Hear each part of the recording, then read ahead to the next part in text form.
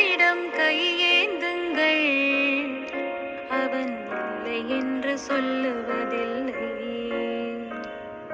பொறுமையுடன் கேட்டு பாருங்கள், அவன் பொக்கிஷத்தை மூடுவதில்லை.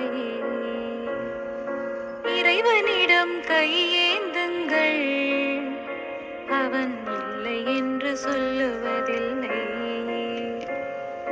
பொறுமையுடன் கேட்டு பாருங்கள், அவன் பொக்கிஷத்தை மூடுவதில்லை.